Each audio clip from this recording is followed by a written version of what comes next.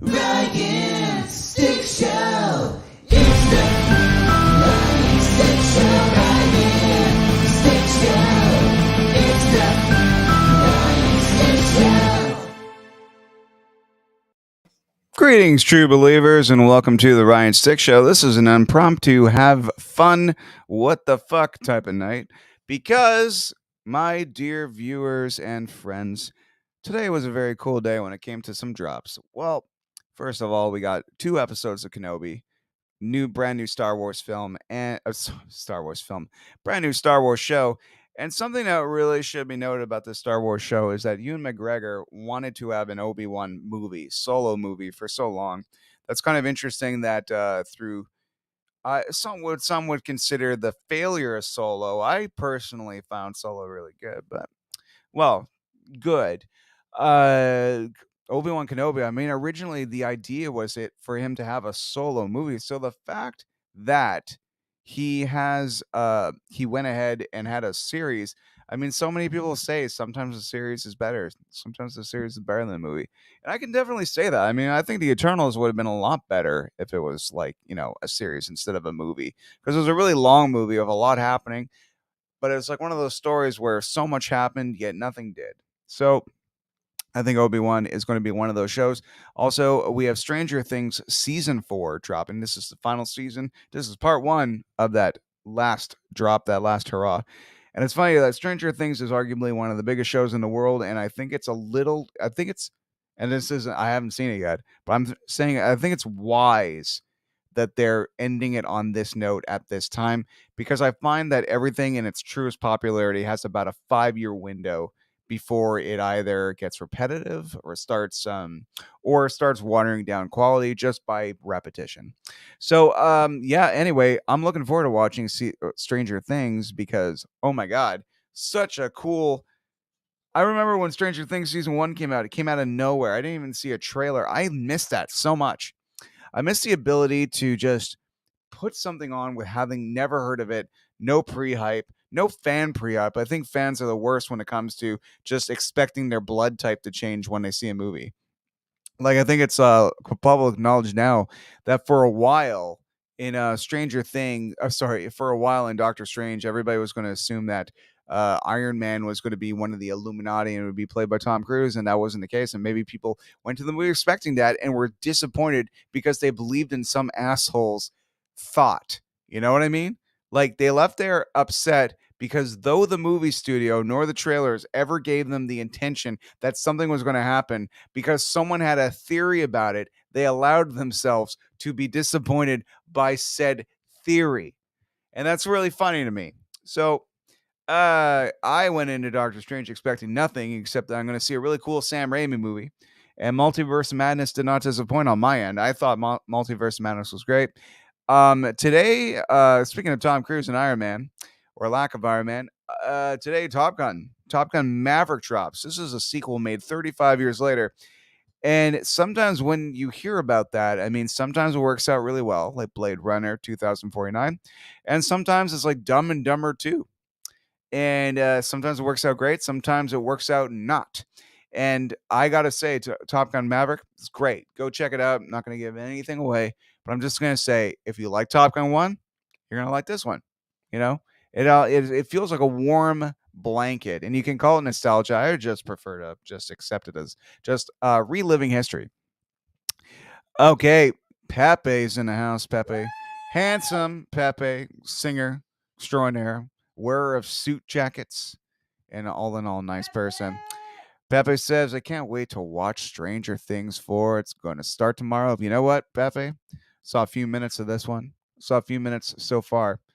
And I got to say, I'm really looking forward to spending all freaking night watching it. And good for you for spacing it out. But I think I'm going to do with this one, because it's the last season of Stranger Things, instead of just watching it till I'm blue in the face and I just can't even process what a good episode is anymore. I've done that with 24, where I needed to know what happened. So the last 6 episodes were just this binge of just show me what happens. And I can't tell you the last few episodes of any 24 series because I can't remember, because it's usually after hour 18 that I've been consuming a series over a span of days where just the time and space just blend together. So I think I'm going to like really allow myself to appreciate Stranger Things and the nuances that it brings. And I gotta say, also, a fascinating thing about that is that Netflix is like, we want our subscribers to stay subscribers because I believe that they've been having some problems with people kind of like unsubscribing because there are so many other digital formats that people could be watching. So, because Disney Plus firing on all cylinders with original Marvel and Disney and Star Wars content. I mean, and all the benefits of owning Hulu. I mean, we just got What We Do in the Shadows for what it's worth. I've been watching that for years on the internet because I know my way around a website. But streaming wise, officially, What We Do in the Shadows just came here on Disney Plus because of Star. And Star, like I said, they bought up all the Fox properties, and this is a place where they could put all the more naughty shows on Disney Plus. And what's Pepe saying here? He's saying I like to stop sometimes and watch a recap because sometimes it's all too fast and I miss stuff. You know what, Pepe? Absolutely right. I miss stuff too sometimes. Happened with Daredevil, season 1. I just remember, I'm like, get him in the suit. And the last 3 hours were just like a blur. But the first 3 episodes or 4 episodes were my favorite because they were the first 4 episodes I watched in a row before my brain had to process 8 more hours. Think about that. Because we watched it all in one day. That's what we said to ourselves. We're like, let's order pizza and watch every episode of Daredevil, every episode in a row. You think you want to watch 13 hours of stuff until you do. And then you have second thoughts about that. So yeah, Obi-Wan, really cool. Check that out. It's on Disney Plus now. I gotta say, we are spoiled in Canada, folks, because on Disney Plus on Tuesday, we're getting in the FX original show called Pistol. Pistol is a show about the Sex Pistols. It's mostly about Steve Jones, the guitar player of Sex Pistols, who you don't really get to hear about much, because everybody is always talking about Johnny Rotten and his Sydney. You ever get the feeling you've been cheated? Terrible voice, but when you get a terrible impression, I should say, and also Sid Vicious. You're always hearing about the Sid and Nancy almost fairy tale theatrics. So is it completely historically accurate when it comes to the like what song came first or whatever? Because I'm such a Sex Pistols dork, I can say to myself, well, that song came after that song. But at the same time, when I watched Walk the Line, I knew fuck all about Johnny Cash, and I just fell in love with that world. I fell in love with that character. I fell in love with him. And I rewatch Walk the Line with a rock and roll historian friend who really knows the 50s. And there's a scene where Elvis Presley and Jerry Lee Lewis and Carl Perkins are all in a hotel and they're all hanging out and they playing with fireworks. And a friend of mine said, well, that's actually technically impossible that they were all there. In fact, the only time they were all there were during what is called the $1 Million Quartet, where all four of them are in Sun Records at the exact same time, even though it's really said that they scrape by each other. They're in the same day, you can say, and they kind of jam with each other. But yeah. Anyway, and here we go. What's Jake Gunn saying? He's saying, and don't forget the season. Oh, and don't forget the new season of Love, Death, and Robots. And that's what I'll be watching tonight. Just came out this week. So much stuff is coming out. Love, Death, and Robots. I've only seen about 3 episodes of it, but each episode blew me away. How original it is. They say there's no more new content out there. There's no more originality. There's no more new ideas. Well, no, there is. There's tons of them, and they're everywhere. You just need to look for them. Because even in comic books, there are comic book shows that are so original and so beautiful and so crazy that, just because they're not. CW exists for what it is. CW is acceptable, almost family drama that, won't push you too far. But in the same vein, DC will come out with something. Image will come out with something like Invincible. I'm still thinking about Invincible. The Boys is soon. I think The Boys is in like a week. 2nd or 3rd of June, The Boys comes out. I'm looking so far to that. It's next week. That's amazing. Jensen Ackles plays Soldier Boy, which is kind of a douchebag version of Captain America. It's going to be really interesting. I mean, when you look at Peacemaker, DC if someone were to come in and just completely put this blanket statement, oh, all superhero things are the same, to that I say, fuck you. You barely know your shit. You're coming into our world. You take a look around. You think you know everything. You think you've seen every room in the house because you stood in the doorway. To that, I say to everybody who judges us like that, go fuck yourself. You don't know. You know nothing about anything when it comes to comic book content and what it can bring and the innovation it has. The comic books have always been innovative. Some of the greatest sci-fi in the world have all been inspired by comic books. Some of the best horror stuff we've ever seen in our lives are inspired by comic books. I'm reading right now The Vault of Terror and Tales from the Crypt comic books from the 1950s, the EC comics, and down to George A. Romero, down to Stephen King will tell you in detail, even by making Creepshow, how inspired they were by those comic books.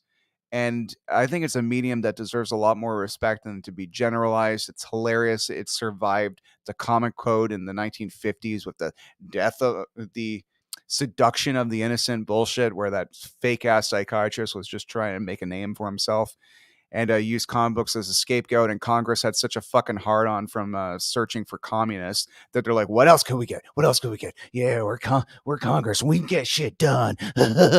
So anyway, so then they go after comic books, and it's fucking ridiculous. So anyhow, here we are ranting in the future. But I just gotta say that there's some really, truly beautiful original superhero content out there. I mean, even a Walking Dead. Walking Dead is an Image comic book. And if you looked at yourself and you saw Spawn and Wildcats back in the day and you're like, oh, Image Comics, always doing the same thing.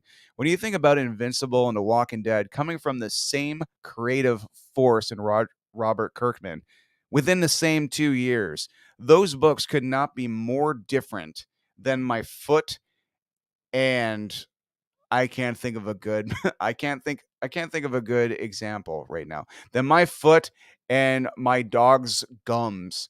Like it's a very different thing. But same creative force around the same time, which just goes to show that not only can you not generalize comic books, you can't generalize the people who make them. Because like once you put somebody in a box or think you can, you're really going to miss out on the potential of everything else they can do. And here I am just sounding like an angry random guy. But I gotta say, it's kind of interesting. Jake, Pepe, Anime John, all the true fans of this stuff who aren't. I find that some people who jump into the superhero fandom are kind of like the same people who are those kids that bought Sex Pistols at the Le Chateau or wear Misfits t-shirts when they don't even know what singer who. My test when I see someone wearing a Misfits t-shirt is, who's your favorite singer, Danzig or Graves? And they look at me with a blank look in their eyes as if they have no idea what the fuck I'm talking about. Now, dear viewer, I don't care if you know who the Misfits are because you're not currently, or who the Misfit singer is specifically, because you're not currently wearing a Misfit t-shirt. Now, you spent money in order to wear a band, and when I wear t-shirts of a band, I generally know enough songs to necessitate an entire shirt. And I'm sure you've seen a lot of that when it comes to other things too. But when it comes to like when you walk in and you see two Tom Holland movies and think you know everything about Spider-Man, I'm like, just don't think you know everything. That's really it. Learn. Just be ready. Be like, oh, awesome. I saw that movie. And what else is there? Because I don't know, I haven't read every X-Men comic book in the world, but I have seen every episode of X-Men the animated series, which is kind of like a, an amalgam, kind of a compressed version of that. But you know what it did? It did open my eyes to something else. So at the same time, like, I don't know, as anybody coming into this, let's not be the comic book guy. Let's not be dicks who are just like, yeah, you don't know anything about this. Let's be informative, but at the same time, whoever you're talking to, you don't want them to walk in thinking they know fucking everything. But it's kind of the young person thing to do. I was a young person. I thought I fucking knew everything. I knew 11 bands and thought I knew every punk band in the world. There are punk bands that have existed for 50 years that I still have no idea ever existed. And every day I should be ready to learn about them and not just close a door on the possibilities of what else I can learn. Anyway, John, what are you saying here, man? You're saying awesome Batman light in the background. Thank you. This was a gift from Melissa. I came home one day and Melissa is just like, look at this. and in the kitchen she has a remote and she pushes it and it lights up, and I'm just like, Jesus effing Christ. All I've ever wanted in my life is in a Batman light. But it's a beautiful light. It's got multiple settings. It's absolutely amazing. You could find this on Amazon, right, Sweetie? Yes. Yeah, you can find it on Amazon. It's actually not even that crazy, not even that crazy expensive given the quality that it brings. But also, if you like lights like this at Captain Quebec, the store downtown, they got some really cool ones. Similarly, they got a Flash logo. They got Wonder Woman. It's really, really, really cool. I also am a big fan of those Hulk fists that make it look like they're already coming through the wall, and it's kind of like a lamp like that. So when you put it there, the Hulk fist is like it's three-dimensionally sticking out, and it comes with cracks all around it. I think that's pretty cool. So, yeah, I'm not going to go on too long tonight, ladies and gentlemen, because I want to get back to Stranger Things. But like I said, a day like this is a day worth talking about. You got Top Gun Maverick, a wonderful sequel. You got Stranger Things, did not miss a beat. And Obi-Wan Kenobi, that's some really cool stuff. I'm not going to get into details of that because with all our busy schedules, not everybody who accidentally turns on this broadcast will have seen stuff. And I personally would love to kick everybody in the testicles as hard as I can that blew that book that blew that sorry, distracted, just making sure our dog wasn't falling over. I would like to give a little polite night sack tap to everybody who felt the need to spoil the Mandalorian season 2 final episode for everybody at 4 o'clock in the afternoon on a Friday before it was even possible for anybody with a job to go see it, to even watch it at home on Disney Plus. uh, we got to do better, kids. Well, we do. I mean, Jake, you fucking do great. Pepe, you're awesome. John, fuck. Everyone watching right now live, I know you do it. But in general, I'm just talking like all these pages, they're obsessed with clicks and their clickbaits, and they don't want to miss out on anything. But at the same time, we got to give people the fucking time to actually watch all this stuff and be pleasantly surprised. Whatever happened to that? When we complain, hey, the trailer gave everything away. Well, the website did this time. So I think we could. I personally do better. That's why I'm not. I'm just telling you what's out. So Tuesday, gotta say, really, just really cool. I had the benefit of being shown it a little early. Pistol, the entire series will be on Disney Plus on Tuesday, and I highly recommend it if you are a Sex Pistols fan, or if you like the Sex Pistols, or the fantasized, you know, fairy tale version of punk rock in the 70s. I gotta say, the actor who played Malcolm McLaren is fucking amazing. Like, and it's really cool. And I will say this, and it's giving nothing away because you could watch a trailer right now, and that's giving away nothing. And plus, everything that happened to the Sex Pistols happened 40 years ago. So I'm not making anything up. We all know, like, Sid joins the band, blah, blah, blah. I will say this, all the actors are very young looking. And I love that because the Sex Pistols were young. I mean, we're kind of used to Gary Oldman and a bunch of people in their late 20s portraying the Sex Pistols, and we kind of, in the Sin Nancy movie, and we kind of think, oh yeah, Sex Pistols, they must have been in their mid-20s. No, man. They were like 19. They were 18, 19. The band was around for 2 years. That's insane. So they got a lot of shit done in 2 years. But it's really cool just to see the Sex Pistols being played by younger actors because it really puts my perspective on it. It just, I realize, oh my God, these people playing in garbage and getting in bar fights and getting stabbed and all this, and the people of England coming after them for God's sake, the Queen, all this shit that historically happened to the Sex Pistols happened to children because it did. That's pretty cool. All right, everybody. Thanks very much for watching my Still the Broadcast. I love you. Thanks for watching. It's been cool. Thanks for the rant. Appreciate it. Have yourselves a good night. Be good to each other. Give yourselves a high five. It's been a heck of a 2 years. Let's make sure the next 2 years are even better. And plenty of nerd stuff coming up. We're going to have so much fun.